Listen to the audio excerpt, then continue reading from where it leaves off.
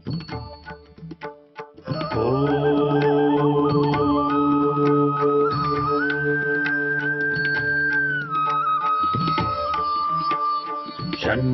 मित्रः शं वरुणः शन्नो भवत्वर्यमा शन्न इन्द्रो बृहस्पतिः शन्नो विष्णुरुक्रमः ॐ शान्ति शान्ति शान्तिः।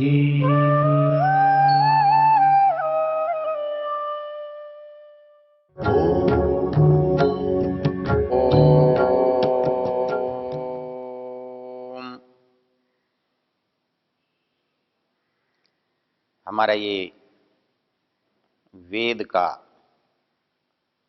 जो समझने का एक क्रम है, उस क्रम में हम यजुर्वेद के 31वें अध्याय की चर्चा कर रहे हैं। हमने पिछले मंत्रों में जो सृष्टि की उत्पत्ति का क्रम है उसको देखा था। हमने देखा था मनुष्य से पूर्व क्या क्या और किस क्रम से इस सृष्टि में उत्पन्न हुआ है। उसमें हमने एक पहले मंत्र में ये चर्चा की थी, पुरुष जो है वो हमारा एक समझने का, समझाने का एक माध्यम है, प्रकार है।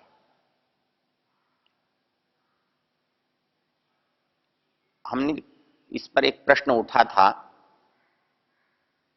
कि जिस पुरुष की कल्पना की गई है, यत् पुरुषम व्यदधु कतिधा व्यकल्पयन् मुखम किमस्यासीत् किम बाहु किमुरु पादा उच्चेति। नियम को हमने समझा था, जो चीज हमारे लिए समझ में आ चुकी है हम उसी समझ के सहारे से, उसी समझ के माध्यम से हम न समझी गई, न जानी गई चीज को जानते हैं, समझते हैं। तो हमने उस परमेश्वर को एक पुरुष के रूप में देखा और उस पुरुष को देखकर हम आगे होने वाले जो विकास है, निर्माण है, उसको भी उसी क्रम से समझते हैं, समझ सकते हैं।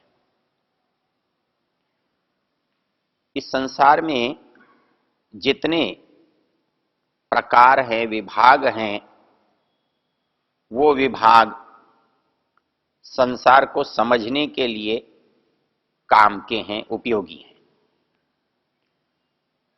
संसार से हम परमेश्वर को समझते हैं और परमेश्वर से हम संसार को समझते हैं।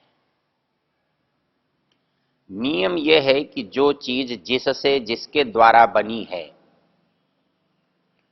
हम यदि उसके मूल पर जाएंगे तो उसके विकास का पता लग जाएगा। यात्रा उसके विकास से मूल की ओर करेंगे तो मूल का पता लग जाएगा। यही नियम सृष्टि को जानने और समझने का है। हम चाहें तो सृष्टि के मूल से वर्तमान तक आ सकते हैं, या वर्तमान के विचार को ध्यान में रखकर मूल तक की यात्रा कर सकते हैं। उसी यात्रा को इस मंत्र में बताया गया है। यत् पुरुषम, जो पुरुष है उसको हमने कितनी तरह से इस संसार में, कितनी तरह से किन किन भागों में इस जगत में पाया है, देख सकते हैं, बना है। जो मंत्र आज हम जिसकी चर्चा कर रहे हैं वो इस संसार को समझने के लिए, ईश्वर को समझने के लिए, ईश्वर की प्रक्रिया को समझने के लिए जहां आवश्यक है, वहां उससे भी ज्यादा वो विवादास्पद है। विवादास्पद है तो इसका यह अभिप्राय नहीं है कि मंत्र के निर्माण में या मंत्र के बताने में कोई उसमें त्रुटि है। नियम क्या होता है कि जो चीज जितनी पुरानी होती जाती है उसके अंदर बहुत सारे मिश्रण आते रहते हैं, बहुत सारे विचार जुड़ते रहते हैं। ज्ञान के विषय में यह बात विशेष महत्वपूर्ण है। जो बात जानने के रूप में हमें पहली बार मिली, ज्ञानी लोग उस पर विचार करते करते उसका विस्तार करते हैं। कभी उसका विचार बंद हो जाता है तो उसका संक्षिप्त हो जाता है, उसका क्रम टूट जाता है तो उसका अन्यथा विचार भी बन सकता है। उस अन्यथा विचार बनने का ये मंत्र सबसे बड़ा प्रमाण है। अर्थात जितनी सहज स्वाभाविक बात इस मंत्र में कही गई है, आजकल के विद्वान समझदार लोगों में वह बात उतनी ही जटिल और उतनी ही विपरीत है, और सारे समाज में इसके कारण से जो धारणा बनी है वो इस मंत्र के भाव के नितांत विपरीत धारणा है। इस मंत्र के क्रम को यदि हम देखें, जैसा कि हम ऊपर से देखते आ रहे हैं, ये सूक्त क्योंकि सृष्टि उत्पत्ति का सूक्त है, वेद के उन थोड़े से सूक्तों में से है जिसमें सृष्टि की रचना पर विचार किया गया है, और इसका देवता जो है वो पुरुष है और इसका ऋषि नारायण है। तो पुरुष इसका देवता अर्थात विवेच्य है। जो बात हम समझा रहे हैं, समझाना चाहते हैं, उसे एक पुरुष के माध्यम से समझाते हैं, एक पुरुष की कल्पना करके उसे बता सकते हैं। यदि वो केवल उदाहरण मात्र होता और उदाहरण मात्र के रूप में स्वीकार किया जाता तो उसमें कुछ भी कठिनाई नहीं है, कहीं रुकावट नहीं है, कोई समझने में भूल की संभावना भी नहीं है। किंतु उसके विपरीत हम जब आज के शब्दों से उसका अर्थ करते हैं तो वो अर्थ हम उस पर आरोपित करते हैं, लादते हैं, उसमें से प्रकट नहीं होता। अर्थ को समझने का जो सर्वोत्तम प्रकार है वो उसकी स्वाभाविकता है, उसका प्रवाह है। मंत्र का प्रवाह जो ऊपर से चल रहा है, वो प्रवाह उस मंत्र से निकलकर हमें क्या कह रहा है, वो हमारे लिए बहुत सहज और सुगम है। किंतु हमारी जो अपनी विचारधारा है, अपनी जो एक सामान्य जानकारी है, जब उस जानकारी को, उस ज्ञान को, उस विचारधारा को जब हम उन मंत्रों में आरोपित कर लेते हैं, या वर्तमान के शब्दों को, वर्तमान के उन शब्द के अर्थों को उन शब्दों से, मंत्र के शब्दों से निकालने का यत्न करते हैं, तो ये जटिलता उत्पन्न होती है। ये जटिलता हमारे सामने खड़ी हो जाती है। यदि इस मंत्र पर आप विचार करें तो शब्दार्थ को यदि ऊपर और नीचे से हटा करके देखें तो मंत्र है, ब्राह्मणोस्य मुखम आसीत बाहु राजन्य कृतः उरु तदस्य यद वैश्य पद्भ्याम शूद्रो अजायत। क्योंकि भाषा सरल है, शब्दावली परिचित है, हर शब्द का अर्थ हमें पता है, इसलिए हम अपने ज्ञात अर्थ से उन शब्दों को जोड़ते हैं। हमारे मस्तिष्क में एक ब्राह्मण है जो समाज में होता है, एक वर्ग है, उस वर्ग का नाम हम ब्राह्मण के रूप में जानते हैं। हमें पता नहीं वो कहां से बना, कैसे बना, क्यों बना, लेकिन है। वैसे ही एक वर्ग क्षत्रिय है, एक वर्ग वैश्य है, एक वर्ग शूद्र है। हम इसके आगे पीछे के इतिहास की, उसकी भूमिका की चर्चा बिना किए यदि देखते हैं, ये वस्तुस्थिति समाज में है और समाज की जो मान्यता इनके विषय में हमने बना रखी है, उस मान्यता के साथ हम इस मंत्र का अर्थ करते हैं। हमने अपने वैचारिक परिवेश में ये माना हुआ है, जो लोग अपने को श्रेष्ठ मानते हैं, ऊंचा मानते हैं, समझदार समझते हैं, और वो ये मानते हैं कि भगवान ने उनको बनाया ही ऊंचा है, क्योंकि भगवान की जिस क्रिया से वो बने हैं वो क्रिया शायद उन्हीं के लिए है, इसलिए वो ऊंचे हैं। वो कहते हैं कि ये जन्म से होता है, और जन्म क्योंकि ईश्वर की क्रिया में है, वो हमारी इच्छा में नहीं है। इसलिए जिसको हम ब्राह्मण कहते हैं, उससे आगे आने वाली पीढ़ी को भी हम सहज ब्राह्मण मानते हैं। इस स्वाभाविक मान्यता से, क्योंकि हमने पहले को श्रेष्ठ किया है, इसलिए दूसरा भी स्वतः श्रेष्ठ सिद्ध होता है। हम जिसको क्षत्रिय कहते हैं, वो जिससे जिस प्रकार से हमारे सामने आया, क्योंकि वो उसी से उत्पन्न है, इसलिए हम उसे क्षत्रिय कहते हैं। जिस गुण योग्यता कारण के कारण हमने वैश्य कहा, वो कारण आज उसमें हो या ना हो, किंतु उसका जो प्रवाह है वो स्वाभाविक वैश्य से है, इसलिए हम उसे वैश्य कहते हैं। और यही स्थिति शूद्र के विषय में है। हमने क्योंकि जन्म से मान लिया है कि ये जन्म से चलने वाली परंपरा है, तो ये भी स्वाभाविक हो गया कि ब्राह्मण की जो संतान है, ब्राह्मण की जो पीढ़ी है, वो ब्राह्मण है, क्षत्रिय की संतान क्षत्रिय है, वैश्य की संतान वैश्य है, और शूद्र की संतान शूद्र है। हमारी इस निश्चित धारणा ने वेद का जो सहज स्वाभाविक अर्थ है, उसको एक अनर्थ में परिवर्तित कर दिया है, बदल दिया है।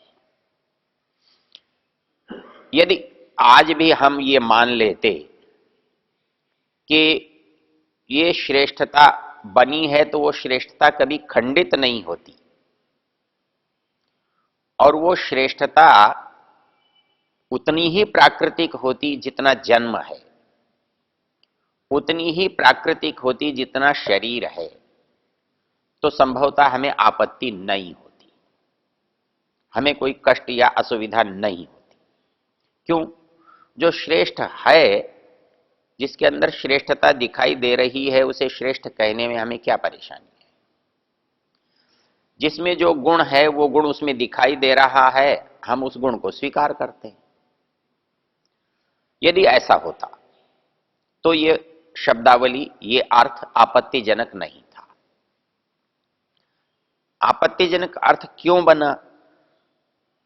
क्योंकि जो विशेषता, जो योग्यता जिसमें बताई जा रही है उसमें तो है नहीं, और जिसमें नहीं मानी जा रही है उसमें है, तब वो शब्दावली उस अर्थ को नहीं दे सकती। जब हम ये मानकर चलते हैं ब्राह्मण श्रेष्ठ है, तो उसे श्रेष्ठ होना चाहिए, उसे होना चाहिए तो उसके अंदर श्रेष्ठता दिखनी चाहिए। और श्रेष्ठता एक निर्धारित वो चीज है, निर्धारित गुण है, निर्धारित स्वभाव है। वो यदि जन्म से सबको प्राप्त हुआ होता तो किसी को भी उसके ब्राह्मण होने में, ब्राह्मण कहे जाने में आपत्ति नहीं थी। जिसमें क्षत्रिय के गुण होते और वो क्षत्रियों की योग्यता के साथ पैदा होता, तो हम भी कह देते कि ये क्षत्रिय है। जो वैश्यों के व्यापार व्यवहार बुद्धि के साथ मेल खाता, तो हम उसे वैश्य कह सकते थे। और यदि कोई ऐसा व्यक्ति उत्पन्न होता जैसा कि शूद्र है और वो इसके अतिरिक्त कुछ और नहीं बन सकता, और जन्म होने उसका कारण होता कि इसमें जन्म से में ऐसा नहीं बन सकता। जैसे जो चीज आज हमने जिस धातु से बनाई है, हम ये कहें कि यही वस्तु दूसरी धातु में बदल जाए, ऐसा नहीं। यदि मूल उपादान लोहा है तो उससे बनी हुई चीज लोहा हो सकती है। मूल उपादान सुवर्ण है तो उससे बनी हुई वस्तु सुवर्ण है। यदि मूल उपादान मिट्टी है तो बनी हुई चीज मिट्टी की है, हमें कोई आपत्ति नहीं है। लेकिन ब्राह्मण के, आज जिसको हम ब्राह्मण कहते हैं, उसके उपादान में ब्राह्मणत्व तो नहीं है। शरीर तो शरीर से बना है, किसी का भी शरीर शरीर से ही बना है, लेकिन उसकी जो विशेषता हम बताना चाहते हैं या विशेषता मानना चाहते हैं या जिस बड़प्पन को हम सिद्ध करना चाहते हैं, वो तो उपादान नहीं है, क्योंकि वो गुण उपार्जित हैं या उपार्जित हो सकते हैं। अर्थात जो गुण ब्राह्मण में पाए जाते हैं वो गुण शूद्र में पाए जा सकते हैं। जो गुण क्षत्रिय में हैं वो ब्राह्मण में हो सकते हैं, और ब्राह्मण के गुण वैश्य या क्षत्रिय में हो सकते हैं। तो ऐसी स्थिति में गुणों से परिभाषित की जाने वाली जो आकृति है वो स्वरूप से परिभाषित नहीं हो सकती। जिस लोहे से बना है तो लोहा होगा, सोने से बना है तो सोना होगा, लेकिन वो सोना सोना होने पर भी कभी लोटा हो सकता है, कभी गिलास हो सकता है, कभी थाली हो सकता है। तो ये उसका रूप जो है उपादान कारण से नहीं जुड़ा हुआ, वो निमित्त से बना हुआ है। तो ऐसी स्थिति में उस चीज को, इस चीज को एक मानना या स्वाभाविक मानना, यह बुद्धि का विरोध है। जो चीज मौलिक चीज कारणों से बनी है उसके कार्य में मौलिक गुण स्वाभाविक होंगे, किंतु जो गुण अर्जित किए गए हैं, किसी पात्र को, किसी धातु की वस्तु को हम आकृति देते हैं, वो आकृति बाहर से आरोपित है, वो हमारी इच्छा से बदली हुई है। हमने अलग अलग सांचों में अलग अलग तरह से ढाल करके उसे अलग अलग रूप दिया है। इस रूप को स्वर्ण के स्वाभाविक गुणों से या इस रूप को लोहा मानकर हम करें तो ये रूप कभी भी लोहे से बाहर नहीं जाना चाहिए, ये गुण, ये रूप कभी सोने से बाहर नहीं जाना चाहिए। लेकिन ऐसा तो नहीं है, रूप तो बदलता रहता है लेकिन स्वर्ण नहीं बदलता। लोहा बदलता रहता है, लोहा नहीं बदलता, रूप बदलता है। मिट्टी को आप किसी भी रूप में ढाल सकते हैं, लेकिन मिट्टी पना उसमें से नहीं जाता है। तो ऐसे ही किसी शरीर के साथ ब्राह्मणपना या क्षत्रियपना या वैश्यपना या शूद्रपना जुड़ा हुआ नहीं है, क्योंकि वो कारीगर की मर्जी है, आरोपित है, वो प्रयत्न से प्राप्त किया जा सकता है, जानकार उसे बदल सकता है, इसलिए उसको भी स्वाभाविक मान लेना अनुचित है। यदि इस धारा से इस मंत्र पर विचार किया जाए तो यह मंत्र बहुत सरल, सहज और सुगम है।